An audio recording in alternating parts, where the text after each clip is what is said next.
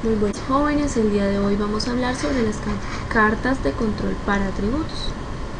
En la clase pasada habíamos mencionado que las cartas de control nacen para la necesidad de evaluar, revisar y con el fin de controlar todas aquellas características que posee un producto o un proceso basado en datos históricos. También manejamos habíamos mencionado que las cartas de control tenemos o se subdividen en dos grandes subgrupos: las cartas de control para variables y las cartas de control para atributos.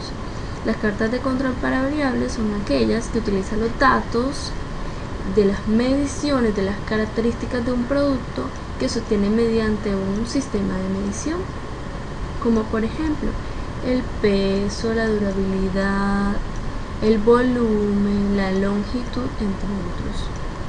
Las cartas de control para atributos que vamos a manejar el día de hoy son aquellas que analizan el estado de las características de un producto que no son medidas con un instrumento de medición en una escala continua o escala numérica. En estos casos, el producto o proceso se juzga por conforme o no conforme, dependiendo si posee ciertos atributos. Entonces tenemos que las cartas de control para atributos se subdividen en 4 tipos de cartas. La carta P, que maneja o estudia la proporción o fracción de artículos defectuosos. La carta NP, que a su vez estudia el número de unidades defectuosas. La carta C estudia el número de defectos y la carta U el número de defectos por unidad. A lo largo de estas diapositivas podrán encontrar cómo se realizan cada una de estas cartas. Este material lo pueden encontrar mediante el aula virtual que tiene el nombre de cartas de control para variables. Entonces tenemos que las gráficas de control, como ya habíamos mencionado, tienen dos tipos o dos subgrupos: las cartas de control para atributos y las cartas de control para variables.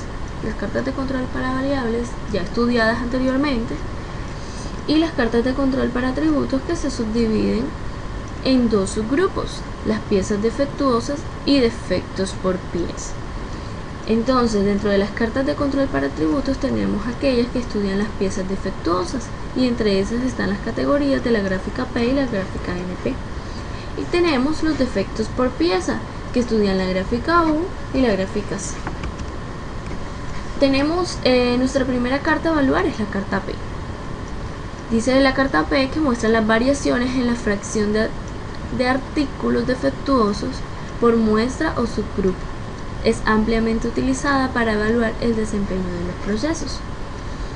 Entonces, lo primero que tenemos que hacer para graficar nuestra carta P se analiza la variación de las proporciones de unidades defectuosas por subgrupo. A eso le llamamos P sub I. Y tenemos la siguiente fórmula, como la podemos ver acá y apreciar, donde N sub I es el número de artículos tomados como muestra para evaluación, y D sub I, nuestro numerador, número de piezas defectuosas de la muestra tomada para evaluación. ¿Cómo lo vamos a calcular? Ustedes conocen que para hacer una gráfica de control debemos calcular los límites. Para estas gráficas de control están dados según las siguientes fórmulas. Aquí los podemos apreciar. Vamos a manejar este tipo de cartas para poder explicarles de mejor forma. Vamos a manejar un ejemplo. Dice: una empresa del ramo alimenticio empaca salchichas en sobres o paquetes. Mediante una inspección visual, aquellos paquetes que quedan con aire son segregados, es decir, apartados, y después se abren para recuperar el contenido. Entonces, lo primero que tenemos que hacer es analizar el problema o el planteamiento del ejemplo que nos presenta. Entonces, tenemos una empresa de ramo alimenticio. Dice: en su proceso de empaque de salchichas en sobres o paquetes,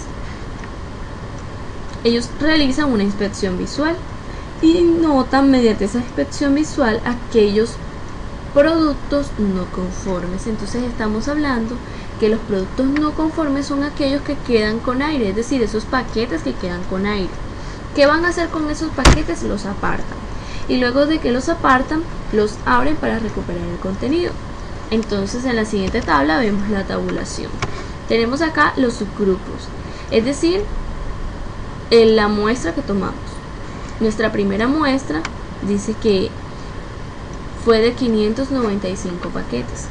Es decir, yo tomé de mi cantidad de producción del día X, tomé 595 paquetes para analizar.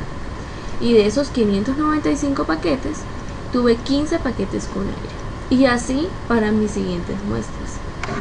Digamos, o podemos suponer, que fue una muestra por día. Entonces yo podría decir que en mi día número 1, es decir, en mi muestra número 1, yo tomé para analizar 595 paquetes y de esos 595 paquetes noté que 15 paquetes contenían aire. Es decir, esos 15 paquetes los segregué, los aparté para proceder a retirarles las salchichas, a recuperar el producto. ¿Qué vamos a hallar a partir de aquí?